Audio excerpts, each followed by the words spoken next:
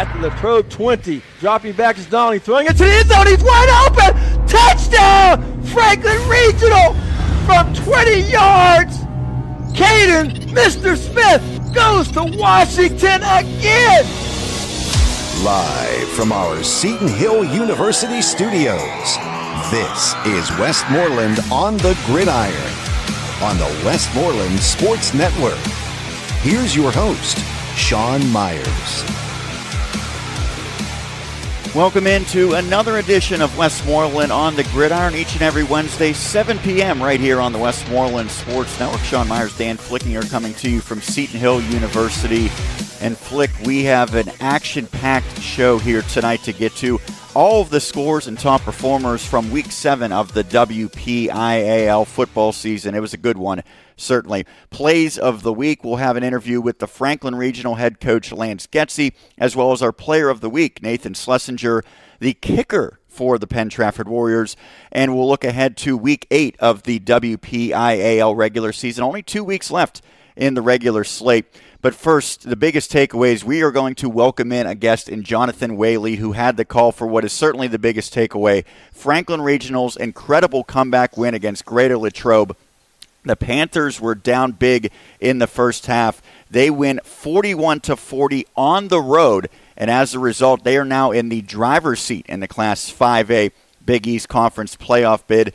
And Jonathan, I know talking to you before we got on the air, you said this is one of the best broadcasts you have ever had throughout your storied career, certainly with the Westmoreland Sports Network, 10-plus years covering the Panthers. Kind of take me through the ups and downs of a pretty bad start, quite frankly, for Franklin Regional, and conversely a great start for the Wildcats, and then how things really switched in the second half. Well, Sean and Dan, I'm glad to be able to spend some time and talk about that because, as you mentioned, in my 10 years during the play-by-play with the Panthers, we've had a lot of, big wins. We've had some difficult defeats, but that one on Friday, for the game itself, guys, it was unusual in the fact that the Wildcats came out, and offensively, the Panthers could not do much to stop them at all. Now, one of the things that they, most teams have an advantage, but Greater Latrobe is that they had a lot of experienced players on their team this year. People like Fetter and Clayton and some of those guys, Brewer, those guys have been playing a lot of football since early in their careers, and the Panthers, came in with a young group. But our defense had been our bell cow throughout much of the season in terms of keeping us in games. And as I'm watching that motion offensive attack that Coach Maruco utilized, we just couldn't seem to counter. They scored on the first touchdown on a 3-yard run by Drake Clayton, but it was all getting down the field by chopping us up with that offense. And then less than 10 seconds after he scored, they got a 24-yard TD return or TD run by Fetter. And, that came as a result as after the Wildcats had scored to go up 6-0. They missed the extra point. We mishandled the kickoff, and we let the ball touch a player. It doesn't go out of bounds. And from my broadcast position, guys, it was on that side of the field. I'm looking down, see the ball is laying on the turf in bounds. The Latrobe covers it. And then 9 seconds later, they go in to score. It's 13-0. And then 28 seconds to go in the second quarter, the Wildcats get another touchdown run. Brewer from 15 yards out. It's 40-14 with 28 seconds to go. But then one of the big play calls of the night, maybe this may of the have season. been the play of the game, Jonathan. What do you think? Yeah. Yes, I'm going to say that. Exactly. One of the best plays of the season and a great call was we're down 40-14. Looks like we're going to limp into the locker room, really with our daubers down. And then the famous, you see a lot of times in college football, you see it particularly back in the 70s and 80s with the Oklahomas and Nebraskas. It's a hook and lateral. And it was so deceptive because the play was on the far side of the field, and he throws the ball about 6 yards. Donnelly to Maddox and Morrison. He goes and then pitches it to Busey, who's flying down the left sideline, and he goes in untouched.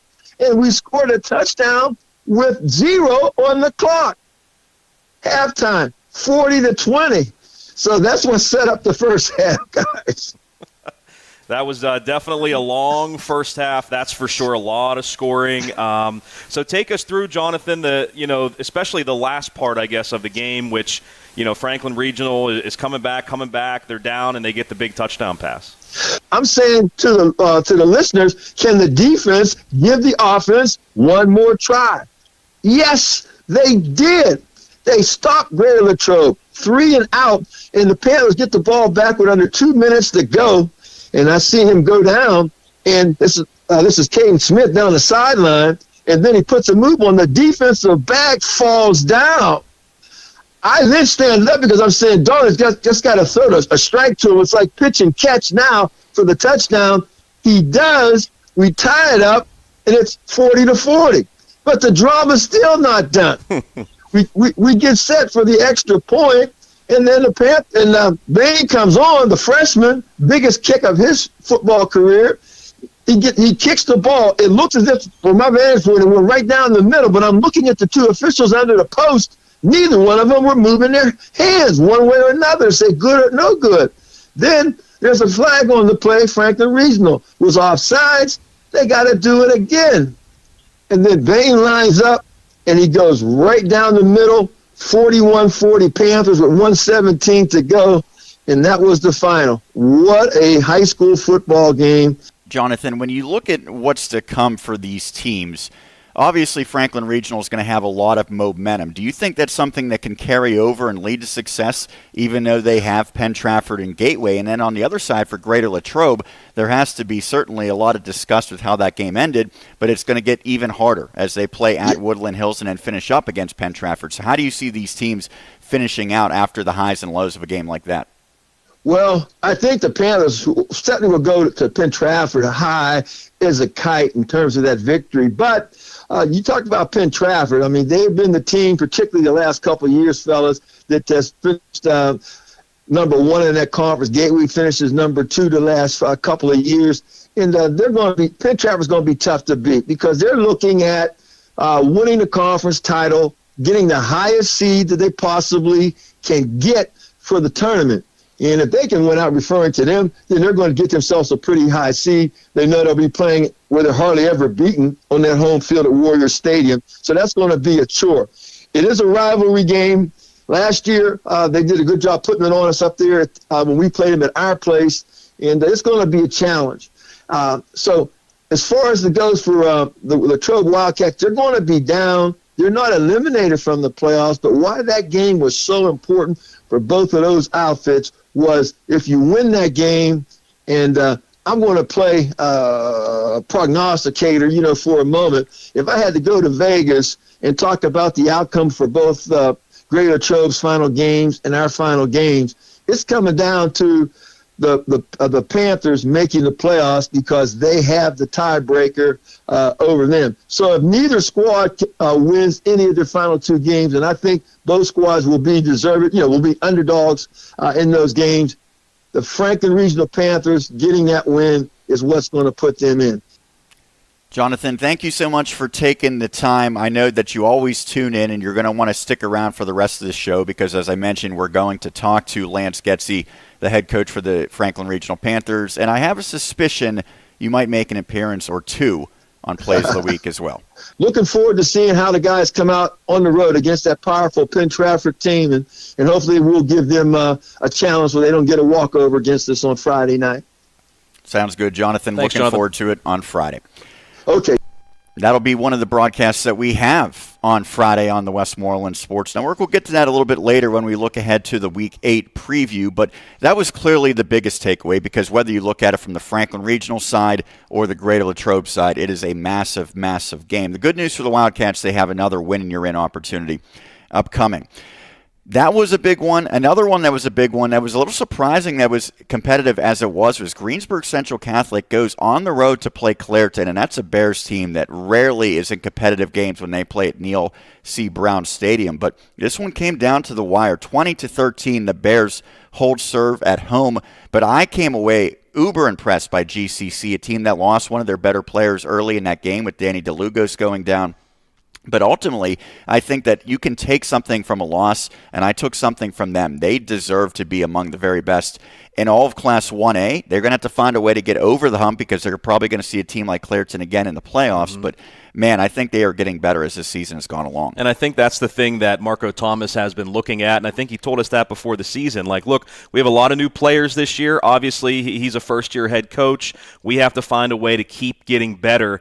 And not only keep getting better, but when they're playing in these games, Sean, like you mentioned, I mean, they're right there at the end against Bishop Canevin, a good team, right there at the end. Against Clairton, they're down 20-13. They have a chance at the end of the game to score. Unfortunately, Clairton gets, I believe it was an interception. Yeah, it was a terrific interception, by the way. The game. So it was, but they were right there at the end of the game. And, so that should give them some confidence that they can play with these teams. And both games, the Bishop Canevin game, I believe, was on the road. I'm trying to think back now. I think so. So, you're in those two games against two good teams on the road. That'll give you some confidence going forward. So even if they, I know that Coach Thomas, one of his goals is he wants to host that first-round playoff game, but I think that progress that they're showing, they can get into the playoffs, Sean, and really be competitive against anybody in Class Single A now. Yeah, and I think the Bears are probably going to be the favorite once the playoffs arrive. But you look at what Tyree Turner's done since he's become the full-time starter, and the former starter, Nate DeLugos, had a really good game as a receiver. So he was impressive. Joe Blahovic was impressive with some defensive plays as well. Amari Mack made some spectacular catches in that one. So they were one or two plays away from pulling off what would be an absolute stunner on the road. Ultimately, they did come up short, but certainly can hold their head high. Yeah, I think we got to give a little love, too, to Joe Blahovic because the interception that he made late in the game that gave GCC a chance, that was huge. And he may not be one of those household names that we talk about every week, but he's a really good player for the Centurions. Yeah, the skill guys I thought matched up very well against the Bears, and it's rare that you can say that for any Class 1A team.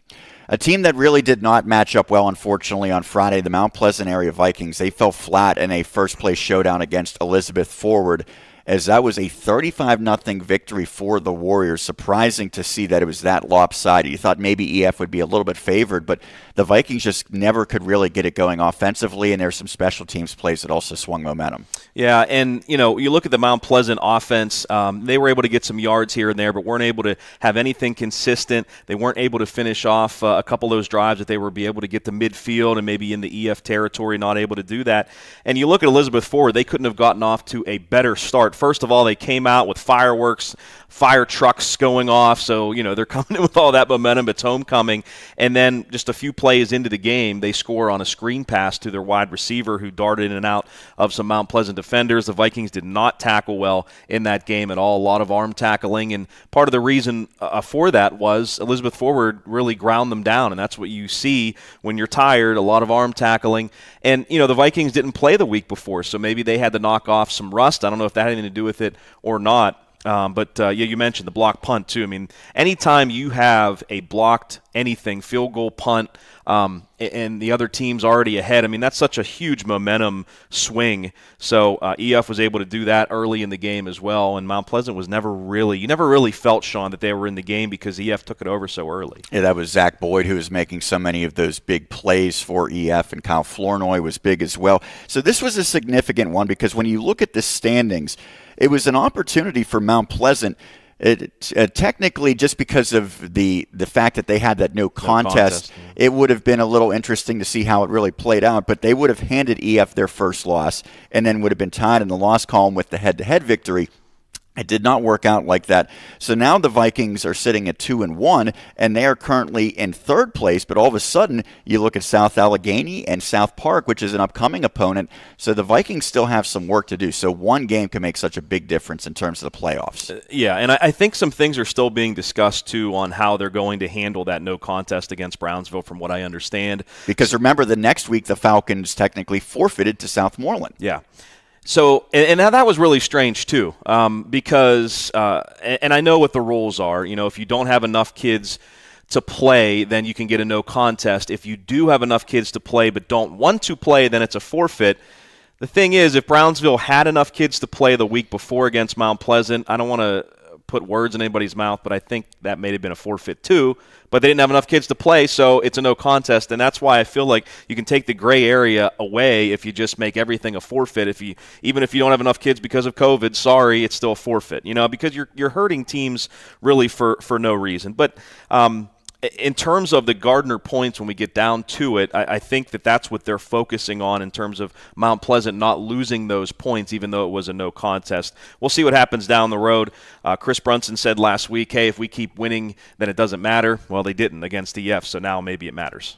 By the way, you got to catch up with colleague Hannah Mears at that game. I did, yeah. Hi, Hannah. I don't know if she's watching or not, but everyone's watching.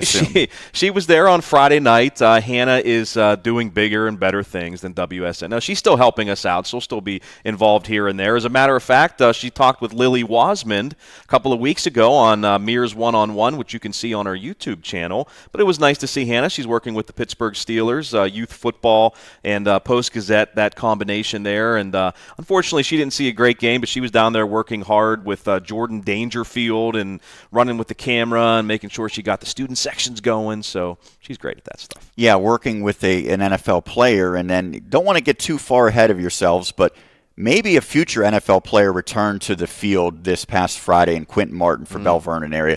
This guy is an absolute phenom as a sophomore. Now, remember, he got hurt against Thomas Jefferson. It looked pretty bad. They were able to win that game without him. They've gone on and been able to fill that void relatively well. But you and I talked after they beat TJ. It all comes down to if Quentin Martin comes back healthy, they probably are the favorites to win the title. Without him, it would be a lot more difficult. Well, he came back in a big, big way as he was absolutely terrific on the ground. He rushed just 8 times but picked up 181 yards, got into the end zone on multiple occasions as the Leopards made quick work of Trinity 49-0. Just getting a player like that back, they now have a 1-2, maybe a 1-2-3 combo. And so for Devin Whitlock, he did not have to do a lot of running on Friday, and that's a good thing because you don't want him taking so many hits every single week throughout the season. So I think this does probably put them back as the number 1 team to beat in 4A. And not only did Devin not have to do much running, it was because of the way he threw the football, too. I mean, he was 8 of 9 for 177 yards and 3 touchdowns. So including some passes to Martin. To Martin. He had 4 catches and 2 touchdowns. So, Sean, we were there at the beach when Bell Vernon played Thomas Jefferson, and Quentin played a great game, but got injured late in the game. Well, not late in the game. I believe I don't know if it was in the third quarter. Yeah, or fourth quarter. Early third quarter. Early third quarter, but he had 2 touchdowns in the first half. And when you get carted away from the field, you're thinking the worst, and we thought the worst. We're thinking, torn something. I don't know what the injury ended up being, maybe a bad sprain or something, but obviously he came back. We were hoping that he'd be back for the playoffs. He comes back a few weeks before the playoffs to get his feet wet, and my gosh, he got more. He jumped in the pool. I mean, with that performance last week, that had to be so encouraging to see him do that, by Matt Humbert, and even with himself, Sean. I mean, you come back from, that may have been, I don't know how many injuries he suffered in his young career when he was younger or anything, but that may have been the worst he's ever suffered. And you got to have that confidence that you're okay. And obviously he looked okay last week. And he had some spectators on hand that were notable. Penn State, among other teams that came in, and we're glad to see that he was back healthy and certainly putting on a show once again. That'll do it for the biggest takeaways from Week 7. We'll take a break, but when we continue here on Westmoreland on the Gridiron, we will run down all of the scores across Westmoreland County from Week 7. We'll also run down the top performers, the leading passer, rusher, and receiver across the district. And a little bit later on, plays of the week, interviews with Franklin Regional head coach Lance Getsy and Nathan Schlessinger, the kicker for the Penn-Trafford Warriors, and a Week 8 preview. That's all to come as we continue right here on Westmoreland on the Gridiron.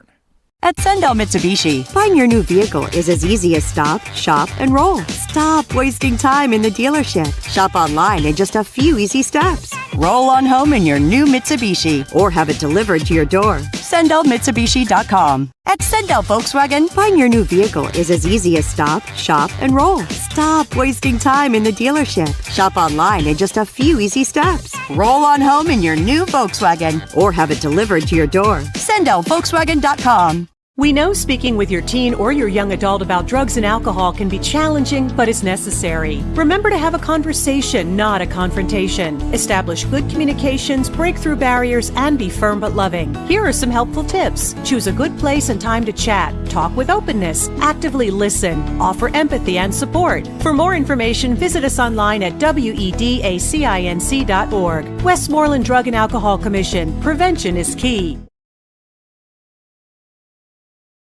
Westmoreland County's broadcast home for high school sports, the Westmoreland Sports Network.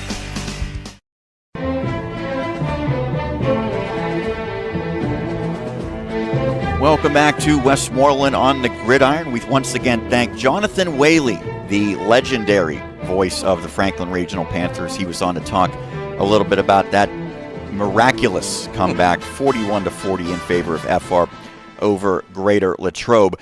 Well, let's run down all of the scores from Week 7 of the WPIAL season. You can go back and watch or listen to several of these broadcasts, including Mount Lebanon 35, Norwin 7. Okay, 28-point win for the Blue Devils. That said, it was a tie game at the half. Norwin, once again, this is now 2 or 3 times this year that they have really hung with some great teams. They're not winning the games, but it's still a step in the right direction to go against probably the best team in all of the WPIL and play even with them for 24 minutes. Yeah, you're hoping it's progress. I mean, if you ask Dave Brzezinski that question, he said, we lost, doesn't matter. A loss is a loss. But, we can kind of step back and take a look at it. 2 weeks before, they played tough against North Allegheny before the lightning delay. And then last week against Mount Lebanon, as Sean mentioned, it was 7-7 at halftime. The Blue Devils ended up kind of flexing their muscles in the second half, but Norwin has been right there.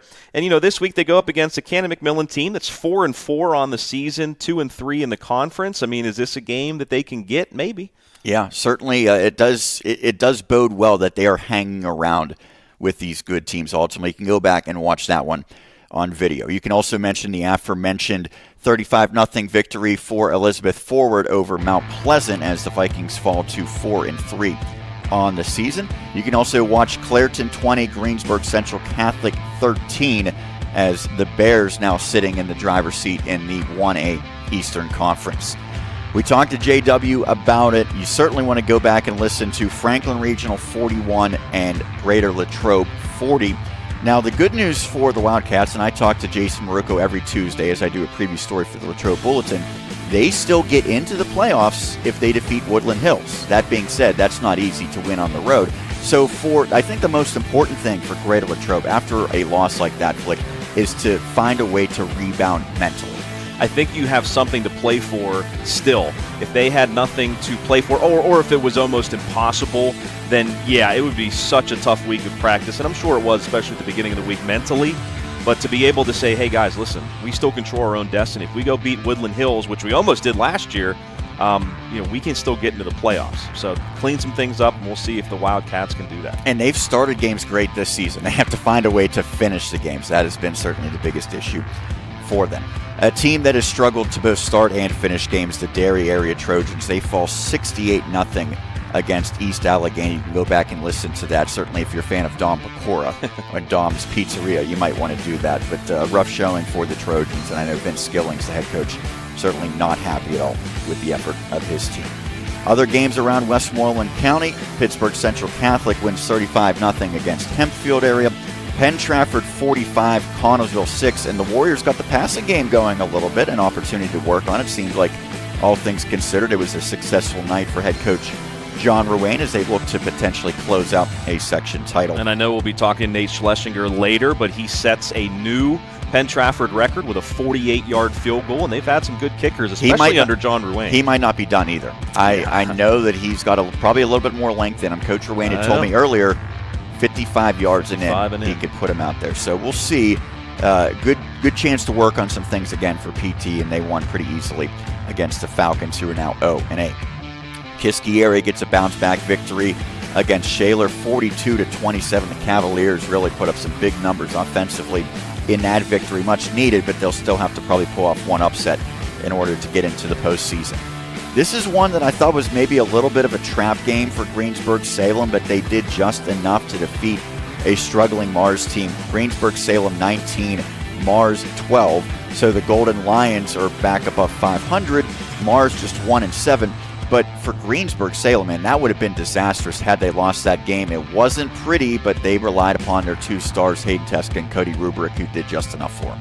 They did a great job. That hookup has been amazing all season long. And now you look at Armstrong, Greensburg-Salem, and Plum, all tied with 3-2 records. Although I think that's going to change for Plum because they used an illegal player. I don't know if you saw this. They had a player who had exhausted his eligibility.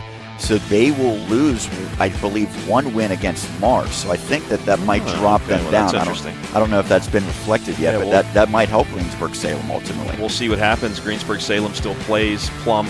That's the last game of the year. This week they play Highlands, and certainly you play Highlands at home. Highlands coming in with a 2-3 record. This is a huge game for the Gold Lions. Yeah, and for Highlands coming off of a big win against Armstrong. So the Golden Rams were riding high. It'll be a golden matchup certainly on Friday night. Very nice. I try my best.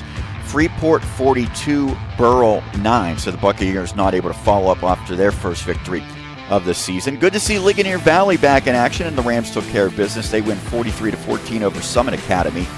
Remember, they did not play a game the week before. They forfeited because not of COVID, but injuries and depth concerns. Roger Beidel was able to work some players at new positions during that extra week off. They're back a little bit more healthy, not fully healthy by any means, but a good sign is that they have Hayden Siraki back in the mix, albeit at a different position. He certainly is one of the keys to this team having success. I mean, you look what Ligonier Valley did when they were fully healthy against Elizabeth Forward. They beat them earlier this year, which after seeing Elizabeth Forward play the other night, no offense to Ligonier Valley, but I was surprised the Rams won that game, but obviously they were fully healthy too. So it's certainly welcome to have Hayden Siraki back. Yeah, he played as a running back. He had a shoulder or arm injury with his throwing arm. So I don't know if he's going to be able to play quarterback anytime soon, but just getting an athlete like that involved. Yeah. Nick Beidel had another big game, even though he was banged up heading into it as well. Bishop Canevin shuts out Jeanette on a Saturday night game, 35-0, as the Jayhawks fall to 1-7. West Green defeats Monessen 28-14. And this one was unfortunately not pretty as Valley defeats York 23-6, but it's the way that it unfolded as the game was stopped prematurely because of fights, and ultimately York, in a sense, I don't know if they technically forfeited the game or simply said that we want to end the game and allow Valley to win, but it got ugly. Coach Colosimo was interviewed, some of the administrators for the Cougars were interviewed, and you just hate seeing something like that. I know that there's frustration on both sides because Valley's had a rough year, York is winless, but never want to have a game end like that, especially for our perspective when it involves 2 Westmoreland County teams. No, and I saw a longtime head coach, maybe not of Valley, but just overall, Muzzy Colosimo. He was saying things after the game like you were have to watch the video and see who the guilty parties were, and the Whitfield was going to review it and things like that. So I know he wasn't happy either about what his team did. And, obviously York certainly isn't innocent in this either. So the WPAL will sort all that out. Yep, and again, the Cougars remain winless. Another winless team, Brownsville, did not take the field last Friday. They forfeited their game to Southmoreland, so put another one in the win column for the Scotties on the season. A couple of local college games went in favor of the other teams, if you will, as Gannon comes to Greensburg and scores a 14-10 victory over the Griffins. You can go back and watch that one archived on WSN. And then Grove City pulls away from St. Vincent 41-29 in favor of the Wolverines. I know we've said this pretty much after every game, Flick, but Seton Hill, really good defensive effort. Maybe not quite as good as some of the prior weeks. Offensively, they struggle again. They get just 10 points. And really, it feels like this 3-4 team could be a 6-1 team if they got just a little bit more punch on the offensive side. I'm telling you, man. Honestly, when you look at Seton Hill, I mean, they're a couple of plays away from not even having 3 wins or 3 wins. You know what I mean? So it could have been the opposite way. And they're also a better offensive production away from having 6 wins. The defense has been so great all year. They may have had their worst performance of the year against Gannon, and they only gave up 14 points. That's what's incredible about how well the defense has played. Seton Hill takes the lead 10-7, and then they give it right back. The defense did to Gannon. They really ran the ball down their throats last week, very surprisingly. But again, at the end of the day, if the offense is able to score some points, they win that game easily. So it really is a shame because the defense has been playing so well, and really the Seton Hill offense just has not been able to get on track all year. The good news is they should have their head coach back. That's true. That didn't help things last week with Dan out. So yeah, Dan Day had missed the last 2 games because of COVID, but hopefully he is back healthy and good to go now on the sidelines. That does it for the Week 7 scores. Let's take a look quickly at the top performers around the district from the past week. Top passer from Armstrong, Caden Olson put up 302 yards, 26 of 32 passing in the Riverhawks loss. Not far behind was Franklin Regional's Connor Donnelly. We talked about him and his heroic comeback, 290 yards on 17 of 32. Hayden Teska of Greensburg-Salem was 16 of 29 for 206 yards. Tyree Turner in the loss for Greensburg Central Catholic threw for 186. Carter Green of Penn-Trafford, he's been doing it with his legs. He shows he can do it with his arm as he went for 180 through the air. And Devin Whitlock, 177 passing yards on 8 of 9 in the victory for Bell Vernon area. The top rusher in the WPIAL, a familiar name, Najee Bird, who feels like he's atop the list almost every week as the Steel Valley Ironman standout, goes for 251 yards, just 1 yard ahead of CJ Hepler for Kiski area as he went for 250 for the Cavs. Quint Martin, a successful comeback for the Leopards. Bell Vernon sophomore standout rushed for 181. Nick Beidel, 106 yards on the ground for Ligonier Valley. And Brock Wilkins, another Kiski area standout, rushed for an even 100 yards. Lastly, the top receiver in the district was Brandon Samal of Avella, 6 receptions, 174 yards. Kyle Brewer of Greater Latrobe had 6 grabs for 110, and Cody Rubrek, 106 yards receiving on 7 receptions. That'll do it for the top performers. We'll take a break. When we come back, the always popular plays of the week. We'll hear from Lance Getsy of Franklin Regional a little bit later, as well as our player of the week, Nathan Schlessinger of Penn-Trafford. That's all upcoming right here on Westmoreland on the Gridiron. You're always on the winning team with Bowser Chevrolet of Monroeville and Bowser Chevrolet Chippewa. Visit BowserChevrolet.com 24 hours a day, 7 days a week, and get the power of Bowser in your hands. With the new Chevy vehicles arriving weekly, reserve yours now at Bowser Chevrolet. See the full lineup of Chevy cars, trucks, and SUVs at BowserChevrolet.com. Bowser Chevrolet, where the power of Bowser is yours. At D'Annunzio's, our menu is extensive with an abundance of selections. The next best thing to being at one of our 3 locations is having our frozen food and jarred sauce in your own home. For our frozen food selections, we have wedding soup, pasta vajol, lasagna, stuffed cheese rigatoni, ricotta cavatelli, and potato gnocchi. Our jarred sauces include the original, smooth, marinara, and tomato cream. These products can all be found at our restaurants or your local grocer. And welcome back to Westmoreland on the Gridiron. Sean and Dan here talking high school football around Westmoreland County. And without any further ado, Flick, let's jump right into it. It's time for Plays of the Week. We begin with Norwin, as the Knights were heavy underdogs against undefeated Mount Lebanon, but Norwin played even with the top team in 6A for the entire first half. Dom Barco was a big part of that, as his TD run gave the Knights a surprising lead in the second quarter, as called by Brent Wiggum and Tim McCabe.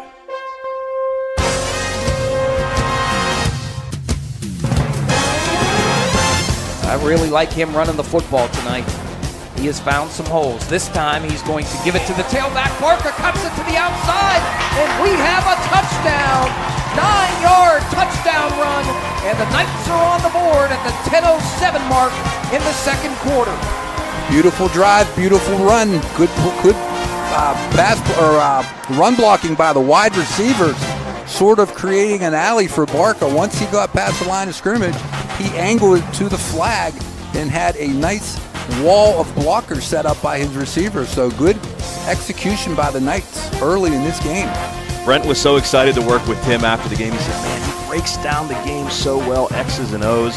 And how about Dom Barca? Dom has played a little running back and playing some receiver as of late, too. But that time he was able to get the Knights a lead in the second quarter. Unfortunately, could not really extend that in the second half. Yeah, still a good showing, however.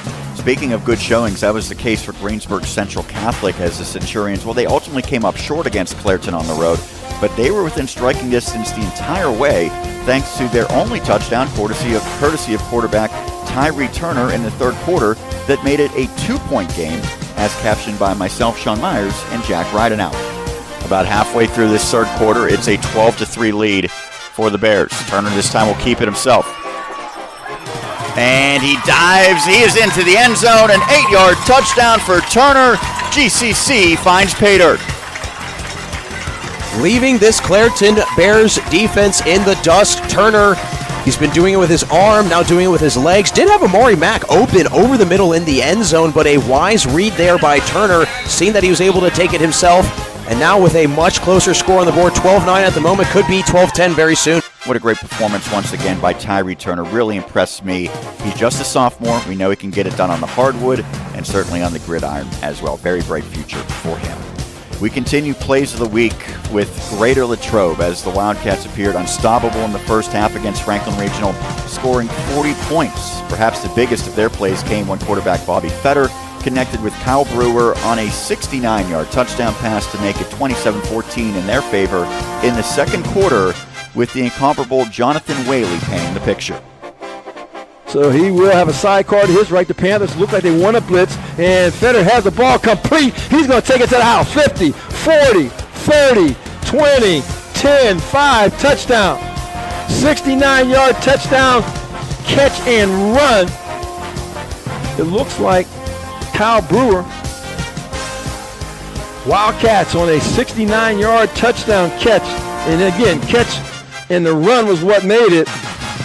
I saw when the Panthers were coming after him and they couldn't get to him in time, and he threw the ball perfectly out in front of his receiver at about the 40-yard line, and the receiver broke through. And we talked to JW earlier, but he's not done because he is featured in this next one. You want to stick around to hear this. This one was somewhat important. Yes, I would say so. For Franklin Regional's perspective, the Panthers had a comeback win for the ages. It was capped off by a touchdown with less than 2 minutes left in regulation as Connor Donnelly found, guess who, Hayden Smith to tie it, and then it was up to the freshman kicker, Joe Bain, who provided the decisive point, as commentated by a euphoric Jonathan Whaley. At the Latrobe 20, dropping back to Donnelly, throwing it to the end zone, he's wide open! Touchdown!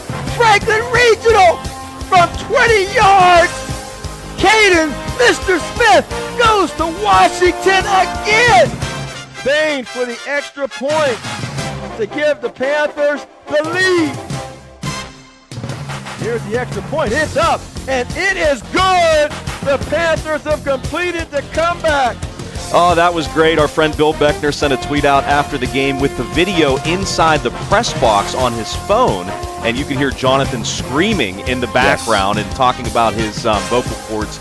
I'm sure they were a little worn down after that game, but that was awesome. That was just a great game for Franklin Regional and for Latrobe. I mean, hopefully they can, really look at that first half and see the things they did well, and I guess clean up some things for Woodland Hills. And apparently Jonathan didn't even sleep that night. No, he was wound up, man.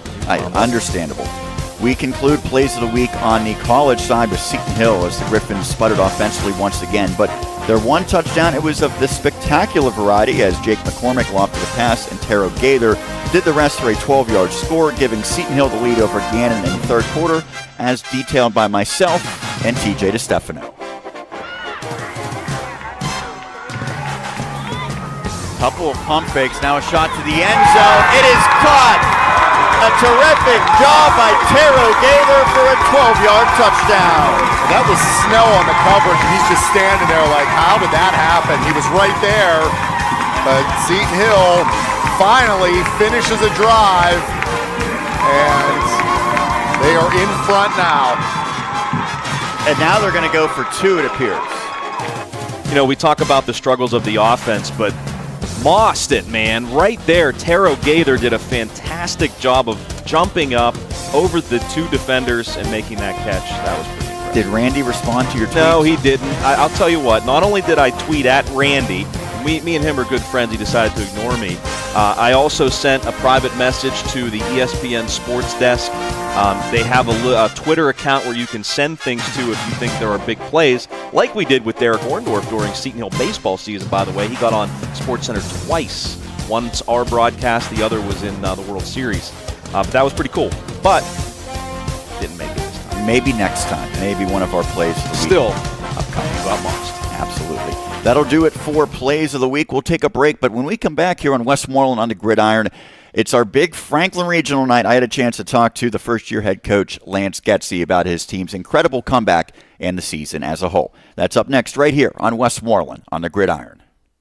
Your next golf adventure awaits at Manor Valley Golf Course in Export. Manor Valley offers 18 scenic holes over gentle sloping fairways and the purest putting surfaces around. Manor Valley Golf Course in Export is the perfect place to host your next golf outing, banquet party, or shower. Manor Valley also offers league play and great membership rates. Tee times available. Call 724-744-4242. Visit manorvalleygc.com. The Westmoreland Sports Network is available on social media. Follow us on Twitter and Instagram, and like our page on Facebook for the latest Westmoreland County sports news, WSN broadcast links, scores, game stories, videos, pictures, and much, much more. Also be sure to subscribe to our YouTube channel for archived interviews and broadcast highlights. The Westmoreland Sports Network is available whenever and however you want it.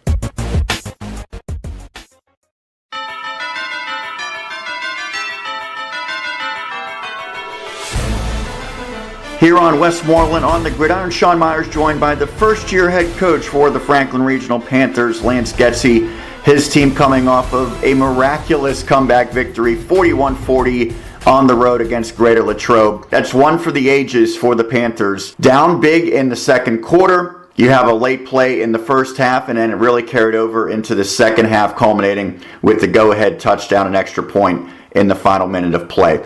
As a coach on the sideline, did you see anything that really turned momentum in your team's favor that allowed that all to happen? I just think that, we settled down and we got to start playing football. I mean, everything that they did, we prepared for. We just weren't executing correctly. We made a little adjustment at halftime defensively with our front. Just two guys shifting just a little bit to their strength and just to keep people off our linebackers. But just believing, our kids believing that we could come back, and our defense really playing solid defense and not allowing them to have a first down until that last drive in the entire second half gave our offense plenty of opportunities to come back. Was there anything that was said, whether from you or from the players themselves at the break, that you kind of realized maybe got them in the right mindset to allow this to happen?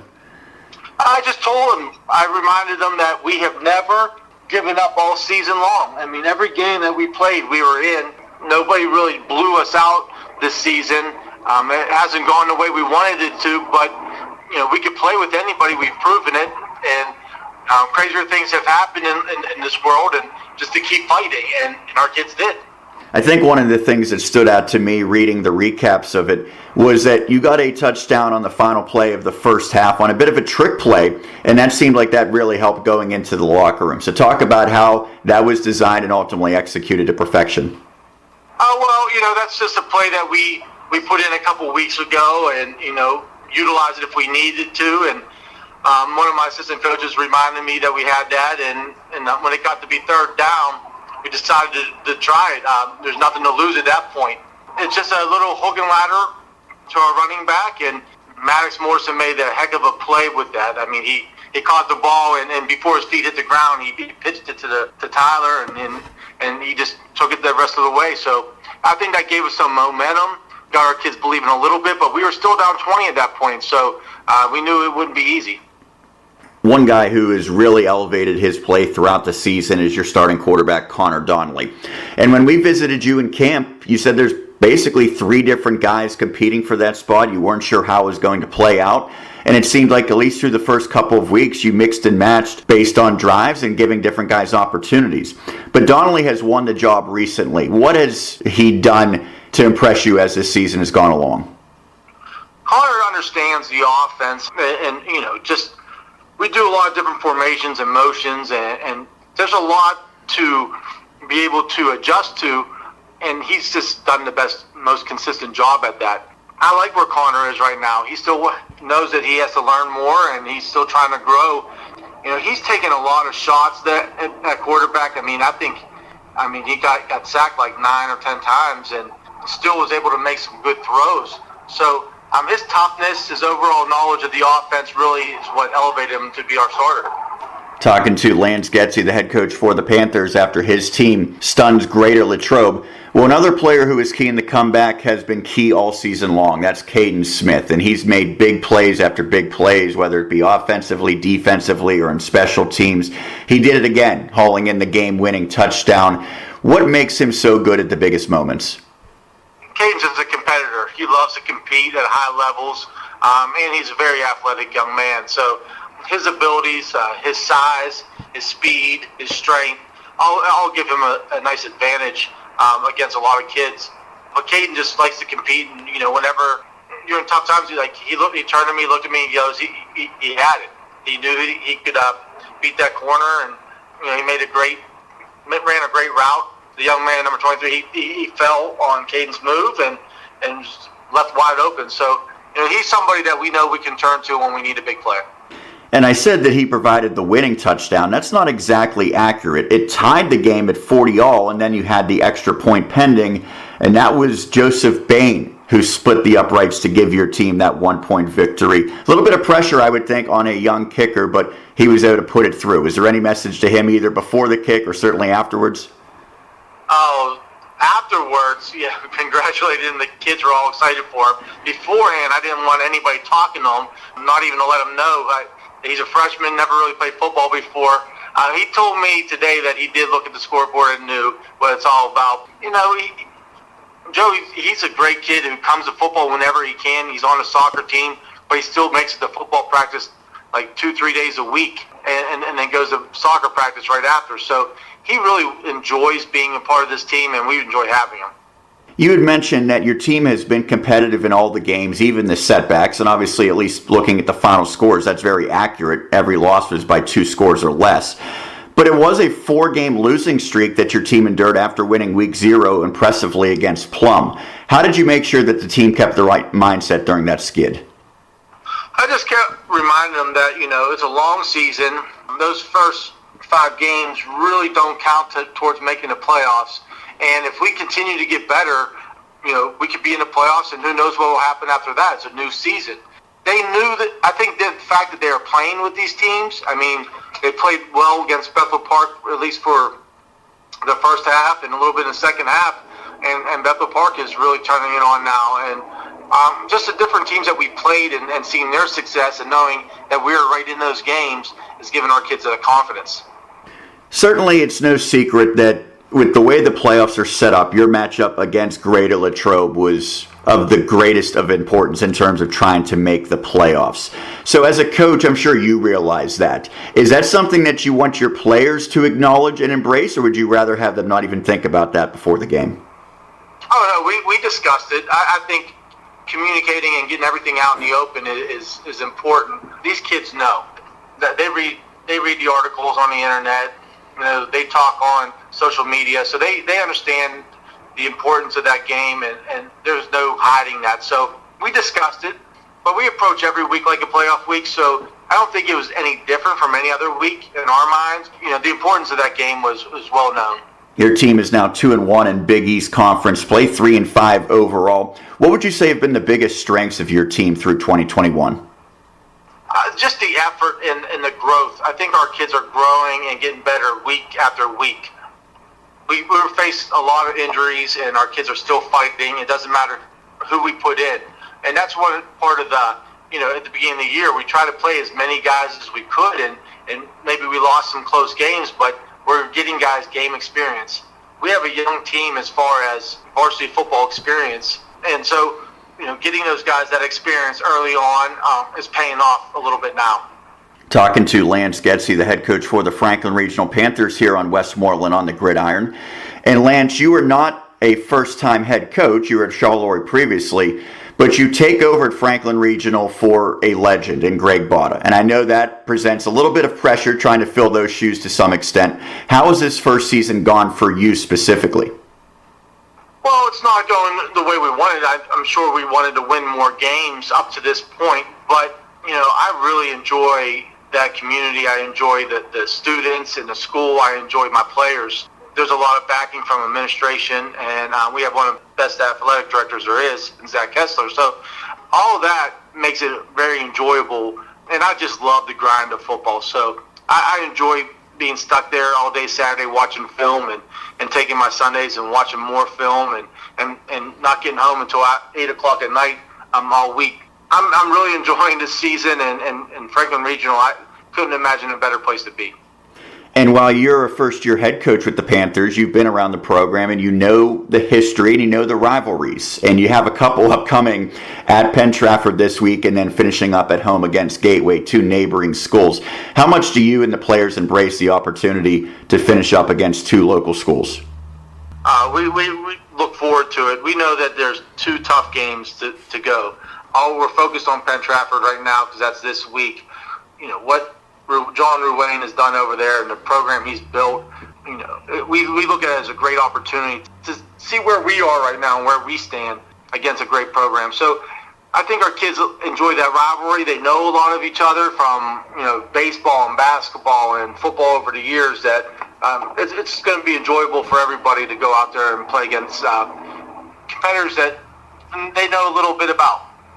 What are the biggest keys to have success against Penn-Trafford? Being able to stop their run game is going to be huge. John does a great job of out-formationing you and trying to get to some leverages and being able to adjust to all the shifts, their motions, and place solid up front with not letting them get a big push is going to be big. And then offensively, sustaining some drives so to keep their offense off the field. We haven't been a team that has sustained many drives. I think we had a 10-play drive last week. But we've been a quick score whenever we do and not putting together those really long drives consistently. So I think, trying to get to that point where we can do that is going to be big for this game. Final thing for you. Your brother is a coach for the Green Bay Packers. So have you put in any calls to get Aaron Rodgers to come talk to your team maybe during the offseason? No, not yet. I have not. I know that he's flying my daughters out there and for New Year's, spend with his family and a couple of my nephews and my other niece. So I'll make sure that they bring home some messages. Well, Lance, thank you so much for doing this. Congratulations on the impressive win last week, and keep it up the rest of the way. Thank you. I really appreciate it. That's Lance Getsy, the head coach for the Franklin Regional Panthers here on Westmoreland on the Gridiron. This is how far we'll go to treat heart, lung, and vascular disease. 15 millimeters. At Excella Health, we believe less can be more. That's why we use minimally invasive surgery in the treatment of coronary artery disease, heart valve repair and replacement, lung cancer, and conditions of the peripheral arteries. For our patients, that means less blood loss, less post-operative pain, and a faster recovery. It means that a disease process that took decades to develop can, in a few hours, be reversed. And for us, it means providing the most advanced and sophisticated care for patients in our region. The Heart, Lung, and Vascular Institute at Excella Health. Expert care here.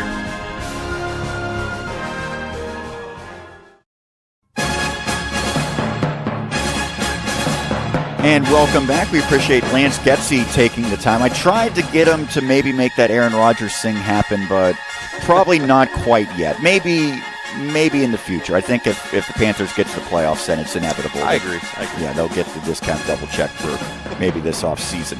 We appreciate him taking the time, and that's the first of two interviews. We'll have another one upcoming momentarily with a kicker. Is this the first time we've had a special teams Nate player? Schlessinger. Yeah, I think so. I don't think we've had a kicker before.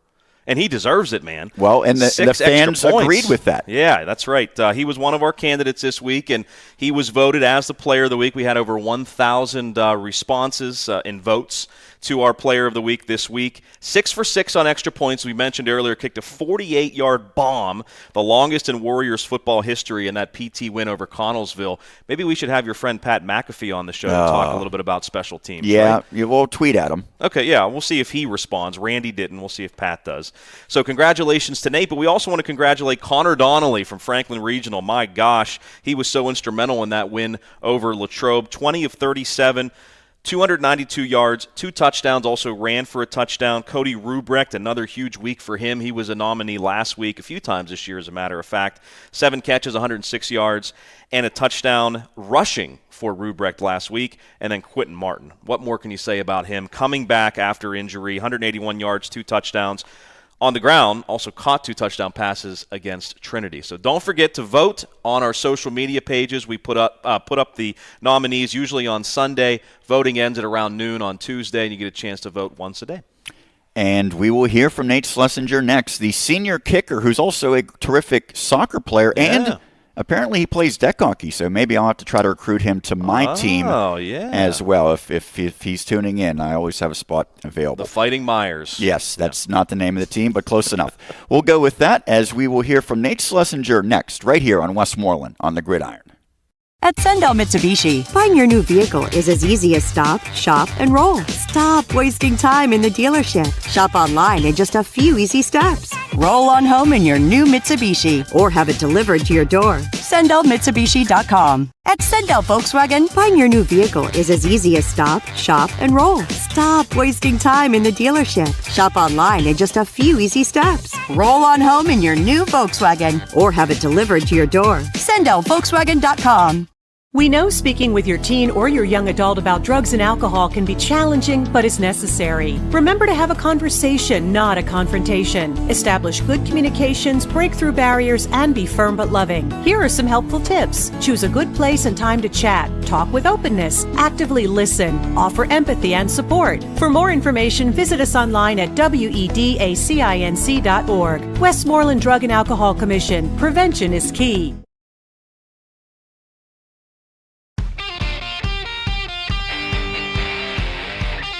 And we welcome you back to Westmoreland on the Gridiron on the Westmoreland Sports Network. Dan Flickinger with you, and joining me is the WSN Player of the Week for Week 7.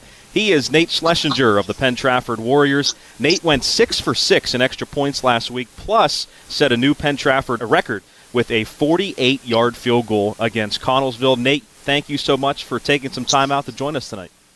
Absolutely. Thank you for having me. Nate, when you kicked that 48-yard field goal last week, did you know it was a record? And if you didn't, when did you find out? I did know it was a record. We have a kind of yearbook that we give out every year of football that has all of our football records. So I've kind of been eyeing that record for a few years now. So when you went out and knew that you could set a record before the ball was snapped, what was kind of going through your mind? I was just thinking, I got this, you know. I took a couple deep breaths. I thought to myself, this is my chance, and I didn't want to mess it up. So I just took a few deep breaths and hit it. So you said you knew what the record was. That probably means some of your teammates and coaches knew what the record was as well. So what was the celebration like then? It was awesome. They all were very happy for me. All the coaches were happy for me, and all the players were congratulating me. That's a really cool feat. Again, congratulations on doing that, Nate. You know, when you kick a longer field goal like that, is there anything that you have to do differently with your mechanics? In short, no. A little higher level of concentration is needed as you get farther out, and you always need to trust yourself to put it through. Mechanics-wise, the most important thing is really how you strike the ball. If you strike it cleanly, the power and accuracy will come with it. John Ruane has said he's confident with you 55 yards and in, and that is not something that he gives out lightly, and that's also not something that is very, not many kickers have that kind of leeway. Do you agree that you're pretty good 55 yards in, and what is the longest kick that you've ever made? I do agree with that. I think that as long as I hit the ball cleanly, I definitely have the power for 55 and in, and I trust my accuracy. In full pads, the longest I've attempted and made is a little over 50 yards in practice. And out of pads, the longest I've ever made is 60. So I definitely trust it. How challenging is it? For those that don't know, Nate is also a soccer player, and a good one, for the Penn-Trafford soccer team. So you're juggling two sports right now, and we've seen previous kickers do that at Penn-Trafford as well. But how difficult is it for you? What kind of challenge is that for you to kind of juggle two sports? And can you kind of give us a sense of what your weekly schedule is? For me, it's really never been hard to juggle it. The football coaches work very diligently to make it work. I go to soccer 5 days a week. With the exceptions of if we have a far away game on a Friday night that I have to leave early for. And I go to football 1 or 2 days a week when they need me to kick. The soccer and football coaches have always worked together to ensure minimal conflicts. And the football coaches understand that soccer practice will come first during the season. And you first decided to play football, what was it, 2019? Was that your first year? Yeah, going into sophomore year. Sophomore year. So what kind of made you decide to try football? And obviously it's going real well for you, but who has also worked with you to kind of, understand some, I guess, football-type things? Who's worked with you the most? I really decided to try it because of Coach Brady and Coach Iacomelli, who are very good friends with my parents. Mm-hmm. And they said going into sophomore year, we're looking for a kicker, and they talked me into it, and I really owe it to them for convincing me to do it. On the team, Coach Terrabrella has probably worked with me the most simply because his son was a kicker. Mm-hmm. His older son, that is. He has a younger son on the team now. Mm-hmm. And so he remembers some of the stuff his son told him, and he passes it on to me. Yeah, talking about Nick Terrabrella. So what has been the biggest challenge for you, I guess, physically? Obviously, you've been kicking a soccer ball, I'm sure, for a long period of time. What was the biggest challenge physically coming over and playing football compared to soccer? I think it was just making sure I take proper care of my body. It's very physically demanding to play both sports, especially having an away game on a Friday night and potentially an away game again on Saturday morning for soccer. So it's really about getting proper nutrition and proper rest. But I think that I've managed that well enough through my career. Nate, when you go out and kick a field goal or an extra point, what kind of goes through your mind, the mind of a kicker? What goes through your mind? Just thinking about putting it through. I take a few breaths to calm myself, and I focus on getting good contact. I have full faith in my long snapper, Conlon Green, and my older Carter Green. They've been outstanding this season and last season. And I know with them I'll never have to worry about whether or not the ball is there. I'll just have to worry about putting it through. So the trio of Schlessinger, Green, and Green, it almost sounds like a law firm or something. But I know you have a bunch of confidence in those guys for sure. You also hit the end zone many times with your kickoffs. I mean, what's your strategy going out there and just swinging away, I guess, huh? Yeah, I've never had any formal training, so it's more been a learning on the fly kind of thing. But I've found that I try to hit a little lower on the ball than what I think most college coaches would say. I went out to a camp this summer, and they said they want height. And I said, that doesn't really matter to me in the high school season. I'm focusing on putting it in the end zone and getting that touchback. So I just focus on hitting it lower, getting a little more of a line drive, and putting it in the touchback zone. And you've gotten a ton of those this year, and I know John Ruane loves those, that's for sure. In terms of your soccer season, you guys are having a fine season, a couple losses to end the season, but you're in the playoffs. So what do you expect in the postseason from your team? This year was really a rebuilding year for us, and so our goal at the start of the season was simply to make playoffs. Mm-hmm. And now that we're in playoffs, the expectation is to win. We're going to take it one game at a time, one day at a time with our practice, and we'll hopefully shock some people and prove how much we've improved. Yeah, I mean, you've lost some close games, even down the stretch. You fought Norwin, right there to the end. So I'm sure you feel like, hey, when we get in the playoffs, we have a chance just as much as anyone, right? Absolutely, and especially in the WIPIO high school soccer, anybody can beat anybody. And I firmly believe that if we play as well as we can go deep. Nate, in terms of your college plans, I know you committed to play soccer at Franklin and Marshall back in the summer. So what went into that decision? And have some coaches kind of come at you from the football side recently and said, hey, do you want to rethink that and maybe come play football for us? Yeah, I really considered everything. I got the offer in the summer after heading out to one of their ID camps, and I looked at it and all the options, and I really think that it's the right fit for me. The coaches there are fantastic, the school is lovely, and the team really is a family. And now on the football side, I've had a few coaches contact me, and I don't think that I'll change my decision. I really like Franklin and Marshall. Hey, you have to do what you like at the next level, especially with it being that demanding. You know, it's certainly demanding in the classroom and on the field or the pitch. So that's good that you kind of landed on your decision. Tell us a little bit about Franklin Regional Special Teams. Have you gone over anything yet? I know they have some dangerous returners. Have the coaches gone over anything, what you can kind of expect from them yet? That's actually pretty funny because I have actually not been to practice yet this week, so Okay. I can't speak much on that. If I had to guess, however, I would guess that we'll be going deep. Our coverage team is good, and I think the coaches trust me to hit touchbacks. Yep. Well, again, I have seen Franklin Regional a few times this year. They do have some dangerous returners, but if you kick the ball into the end zone, you take that out of the equation, don't you?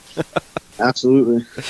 Hey, Nate, thank you so much for this. We're not done yet, though. We have our quick 6 questions as we kind of ask you some questions so people get a better knowledge of Nate Schlessinger. You ready for this, buddy? Absolutely. All right. Again, we are with our player of the week for Week 7. Broke a new Penn-Trafford, set a new Penn-Trafford record last week with a 48-yard field goal against Connellsville. Nate Schlessinger from Penn-Trafford. So, Nate, first of all, what is your favorite part about playing football? It has to be the walk to the field with our drum line in front of us and the whole stadium is cheering us on. There's nothing that compares to that. Anytime we're getting ready for a Penn-Trafford game, we're on the pregame show, and I hear the drums, and you know the sound I'm talking about. You know Penn-Trafford's getting ready to come out of the locker room, so that's pretty cool. When you're not playing soccer or football, what do you enjoy doing? What are some of your hobbies? I don't have much free time, but if I do have free time, it's usually spent studying or just playing basketball or soccer in my yard. Well, that'll lead me to my next question. So what's your favorite subject in school and why? And do you plan on utilizing that at the next level in the classroom? My favorite subject has to be biology because I love the way things work and I love learning about the world, and I plan on going into the medical field. Very cool. How about your top pregame meal? What's your favorite pregame meal? I would have to go with chicken parm. Good stuff. How about your favorite professional athlete? Could be football, could be soccer, could be baseball, basketball. I would have to go with Erling Haaland because he's a forward just like I am, and I really just want to be like him. Now, who does he play for? He plays for Borussia Dortmund in Germany. Okay. Is that your favorite team, too, soccer-wise? No, not currently. Who's your favorite team currently? Chelsea. Chelsea. Okay, I gotcha. How about if you could change a rule in football or soccer, what would it be? I think that handballs and soccer are just a little too strict, and there needs to be just a little bit more leeway. Finally, Nate, I want to ask you about who has had the biggest influence on you in your life up to this point, would you say? It would have to be my older brother because I grew up playing. He played soccer, and so I always grew up competing against him and pushing to be like him. Before I let you go, I think we have to say hello to Barb, your grandma, who may or may not be watching or listening in Arizona. She has emailed us at separate times during our Penn-Trafford football broadcast and said, hey, I'm tuned in out in Arizona, so we got to give her a shout-out, right? Yes, absolutely. Hey, Nate, thank you so much for your time. This was great. Good luck on Friday. Good luck in the soccer playoffs, and I'm sure we'll talk again down the road. Definitely. I hope to be back. Absolutely. Again, congratulations on all your success and setting that school record 48-yard field goal last week. That is Nate Schlessinger, our Week 7 Westmoreland Sports Network Player of the Week. We will rejoin you in a moment as we have a look at Week 8 matchups, including Penn-Trafford and Franklin Regional here on Westmoreland on the Gridiron. D'Annunzio's Italian Restaurants is open 7 days a week at all 3 of our locations, Jeanette, Monroeville, and Latrobe. We invite you to join us for our specials. Monday, the special is spaghetti. Tuesday, it's raviolis. Wednesday, it's lasagna. And Thursday, it's chicken parmesan or chicken romano. Be sure to try our drink specials and our fabulous desserts. And remember, we also have takeout available at all 3 locations. When you're in pain or suffering from an injury, all you want is to get back on your feet, back to living your life. At East Suburban Sports Medicine Center, that's what we've done for 35 years. Our staff is skilled, experienced, and compassionate. Our facilities are modern and welcoming, and our focus is on you. So if you want to feel better, play better, and live better, call us today or visit one of our 6 offices. East Suburban Sports Medicine. Take it from me, Bill Hillgrove. It's the best care, hands down. And we appreciate Nate Schlessinger, the player of the week for the Penn-Trafford Warriors. Let's now take a look at the upcoming games that we will have for Week 8, including many that will be broadcast right here on the Westmoreland Sports Network. We start in 6A, Cannon-McMillan at Norwin, as well as Hempfield area at North Allegheny. Those will be both broadcast on WSN. Keep in mind that the Hempfield at North Allegheny game, 7:30 start time, not necessarily broadcaster-friendly, but we'll make do with it. Just hope there's no lightning delays like Dave Franzak and Tim McCabe had to sit through a couple of weeks ago. That's true. That's not the only 7:30 broadcast, because Franklin Regional at Penn-Trafford, that will be a big one. It's always fun to see those teams lock up. Truly a rivalry. We talked to JW about that a little bit earlier. Another game that we will have broadcast, Borough at Derry area, as the Trojans will look to get off the schneid and get their first victory of the season. A really big one at Mount Pleasant area as the Vikings welcome South Park, and that will be absolutely massive in terms of playoff implications. Remember, a year ago, the Vikings came up short against the Eagles. They still found a way into the playoffs because of a wild card, but they do not want to leave anything to chance. Need to take care of business at home. And then another Westmoreland County battle and a historic rivalry, although maybe a little bit lopsided in terms of talent this year. Greensburg Central Catholic at Jeanette, and there's some interesting storylines in that one. Yeah, I mean, storylines all over the place, and you have to think that those Jeanette kids this week will try to rise up as best as they possibly can against their former teammates. Many of those Jeanette players that played on the state championship team no longer there. Now, some are at Gateway, one is at Woodland Hills, Callaway, but many of them went to Greensburg Central Catholic, so a lot of storylines going into that game. We mentioned this will be a big one as well. Greater Latrobe at Woodland Hills playing at the Wolverina. If the Wildcats win, they get in. It's as simple as that. It is still a very difficult task, however, for Greater Latrobe, especially as they look to rebound after that crushing defeat. Kiski area will look to pull off an upset playing at Pine Richland. That's a Rams team coming off of a loss. Highlands at Greensburg-Salem, another big one. Highlands coming in riding high. Greensburg-Salem just eking out a victory last week to snap their 2-game skid. East Allegheny will play at Valley. Brownsville at York as of now. Now remember, the Falcons have not played the last 2 weeks. This could be a big one for the Cougars. If that game does happen, a real good chance to get their first victory of the season. Elizabeth Forward at Southmoreland. That's a Warriors team riding high, but the Scotties have shown some punch this year. Should be an interesting game. As well. This is another big one. Ligonier Valley at Shadyside Academy. The way the 2A setup is very confusing because based on the conferences, different number of teams get in for the playoffs in each conference based on the size.